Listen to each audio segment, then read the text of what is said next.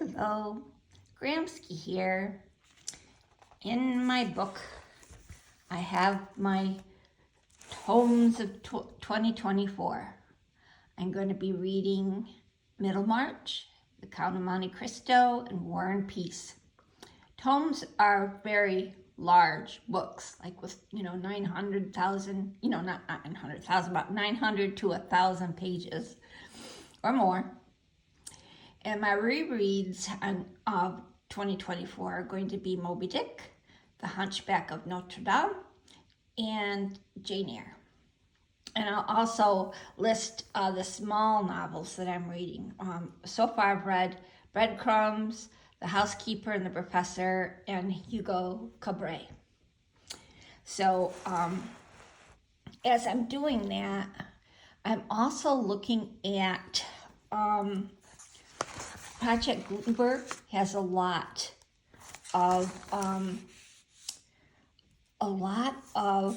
books and different things that are very interesting, things that you don't find somewhere else.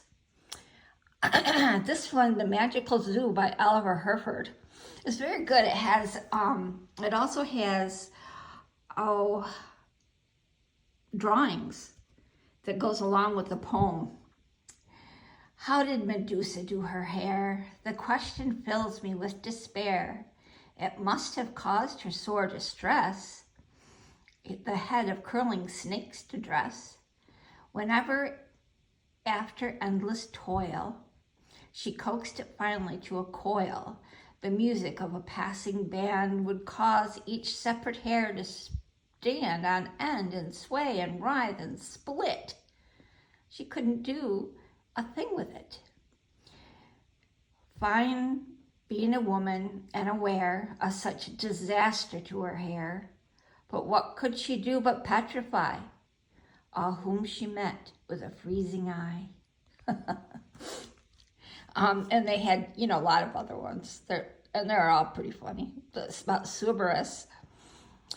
Dear reader, should you chance to go to Hades, do not fail to throw a sop to Cerberus at the gate, his anger to propitiate.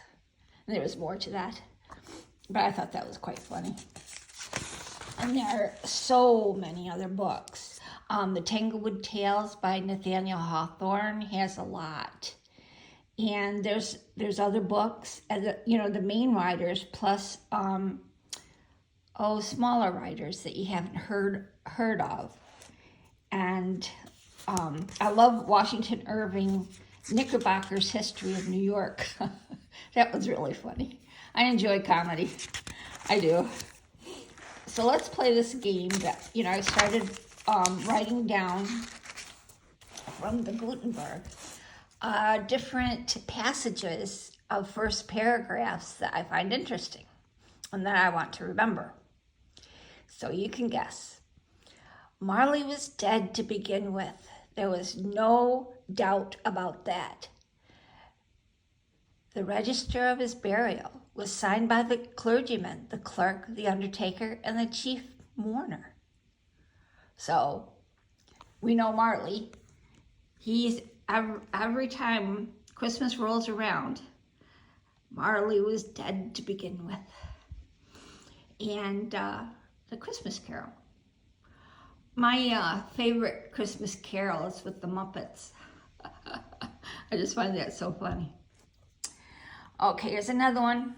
It was the best of times. It was the worst of times. It was the age of wisdom. It was the age of foolishness. It was the epoch of belief. It was the epoch of incredulity. It was a season of light. It was a season of darkness. So, when I want to remember this one, I remember that it comes in twos. It was the best of times, and it was the worst of times. So that has to be A Tale of Two Cities, also by Dickens.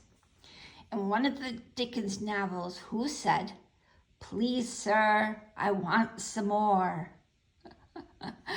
It was Oliver Twist. In what book is there a character named Pip? I haven't read this one yet, but I want to. Great Expectations. Okay, here's a novel. You can tell usually the voice of the novel just by the beginning of the book. You don't know about me without you have read a book by the name of Tom Sawyer. But that ain't no matter. That book was made by Mr. Mark Twain, and he told the truth, mainly. That was so funny. Has to be Huckleberry Finn, right? You might not know this one. I'm almost a whole day old now. I arrived yesterday. That is as it seems to me, and it must be so, for if there was a day before yesterday, I was not there when it happened. That's another Mark Twain novel, and it's one of my favorites, but not real well known. It was the Diary of Eve. Adam and Eve.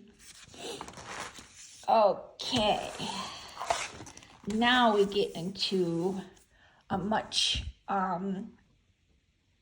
more sophisticated voice. On a January evening of the early 70s, Christine Nilsson was singing in Faust at the Academy of Music in New York. Though there was always talk of the erection of a new opera house, which should compete in costliness and splendor with those of the great European capitals. The world of fashion was still content to reassemble every winter in the shabby red and gold boxes of the Sociable Academy. Conservatives cherished it for being small and inconvenient, and thus keeping out the new people whom New York was beginning to dread. She's a bit of a snob. She lived in Lenox for a while, Lenox in the Berkshire, and I wanted to visit her home, but I didn't have a chance. It's still there. Edith Wharton, and this is The Age of Innocence. She didn't like being away from the socialites. Lenox was small, distant, and that's where she wrote Ethan Frome. And I visited the town, Lenox, and went to the town museum, and they had a toboggan that Ethan would have used in that time had he been real. The town is quite charming, and I'd love to go back and see that all that I missed. They have a lot there in Lenox, not just Edith Wharton. Okay, let's see. Getting trickier. What novel? Happy families are alike. Every unhappy family is unhappy in its own way. Everything was in confusion in the Oblonsky house. The wife had discovered that the husband was carrying on an intrigue with a French girl who had been a governess in her family, and she announced to her husband that she could not go on living in the same house with him. The position of affairs had now lasted for 3 days. This is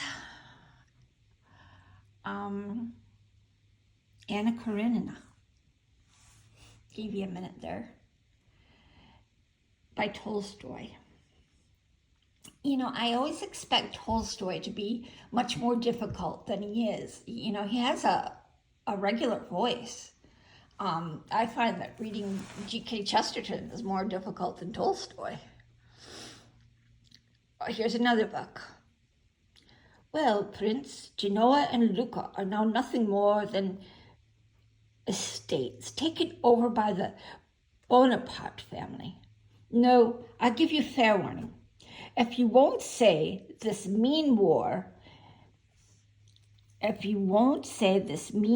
war, if you allow yourself to condone all the ghastly atrocities perpetuated by that Antichrist, yes, that's what I think he is, and I shall disown you. You're no friend of mine, not the faithful slave you claim to be. But how are you? How are you keeping? I can see I'm intimidating you. Do sit down and talk to me. This is War and Peace, the beginning of War and Peace. It's actually quite comical. And Tolstoy surprises me. I expected a much more serious drama than the pettiness, the people's talking about each other. But I'm pleasantly surprised and pleased he has a fine sense of humor. I always go for the sense of humor. Now the hints are getting smaller. Let's see.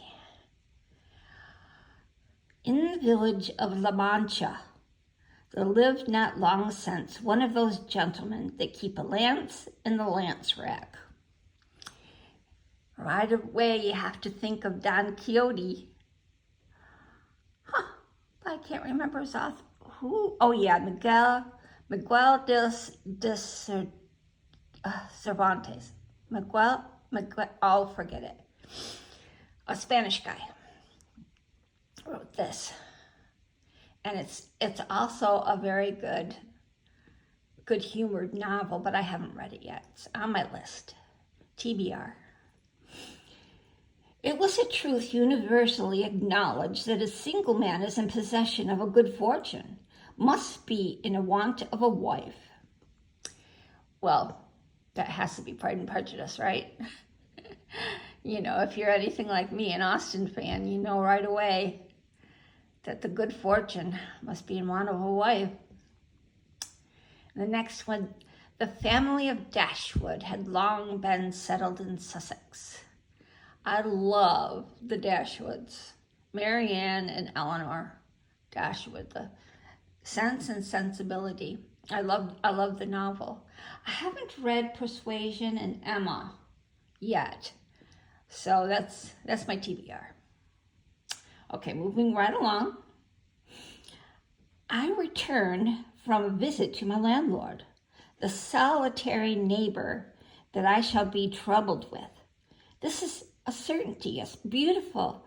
Certainly a beautiful country. In all England, I do not believe that I could have fixed on a situation so completely removed from the stir of society. A perfect misanthropic heaven, and Mr. Heathcliff and I are a suitable pair to divide the desolation between us. Oh boy, but she doesn't know. If you know the word Heathcliff, then you know this is Wuthering Heights by one of the Bronte sisters. It's Emily. Emily wrote this one. This was the only one she wrote. She didn't care about writing anymore because she got flack. So she just stuck to her poetry. But the other two sisters wrote quite a bit. There was no possibility of taking a walk that day. We had been wandering, indeed, in the leafless shrubbery for an hour in the morning. When I think of leafless shrubbery, I think of the moors. The Brontes lived near the moors. And this is Charlotte Bronte's book, Jane Eyre. And it's supposed to be an autobiography of her life. She had a pretty hard life. All of her brothers and sisters died. Her mother died young. It's, pretty tragic, her life. And it reflects in that story. And it's one of the best well-written stories. I love Jane Eyre. It's my reread this year. All true histories contain instructions, though in some ways a treasure may be hard to find, and then when found, so trivial in quantity that the dry, shriveled kernel scarcely compensates for the trouble of cracking the nut. I think maybe Anne has a better sense of humor. Anne Bronte, this is Agnes Grey. I haven't read that one yet, but I will. they didn't write their full name, so they wrote Kerr, Ellis, and Acton Bell. Kerr was Charlotte with a C, Ellis was Emily E, and Acton was Anne A. Instead of Bell, it was Bronte. They published a book of poetry, which was their first publication, but it only sold 2 copies. And Emily and Anne's first books were successful. But Charlotte's second try, Jane Eyre, was a triumph. You know, her first book she tried, I think it was The Professor. It didn't go so well. So she tried a second time. She did finally produce that one, The Professor, but not for her first novel. She is always the same woman. I have seldom heard him mention her under any other name. In his eyes, she eclipses and predominates the whole of her sex. It was not that he felt any emotion to love for Irene Adler. Irene Adler, if you know Sherlock Holmes, you know that he loved Irene Adler in his own way. I think he just reverenced her rather than love her in a physical way. I don't think he was capable of that. There's a Sherlock Holmes series on BritBox with Benedict, what's his name? Benedict Cumberland. And it's excellent. I love that series. It's my favorite. Arthur Conan Doyle also wrote other novels, and I particularly like this one. Mr. Hungerton, her father, really was the most tactless person on earth. A fluffy, feathery, untidy cockatoo of a man, perfectly good-natured, but absolutely centered upon his own silly self. Doyle's characters are extreme, and I love them. He himself was a strong character. He went to seances, and he believed in life after death, but in a spiritualistic sense, not a religious sense. And he really was a character, and all of his characters that he wrote about were strong, funny characters. This one was The Lost World. But he also wrote about the Boer War. I haven't read that one yet, but I'd like to. He was a very intelligent man, and he put his intelligence in Sherlock, but his humor is always throughout the stories, and that's why I like him. Okay, that's enough for today. And I'm reading poetry now, so I'll be back for another game. Bye-bye.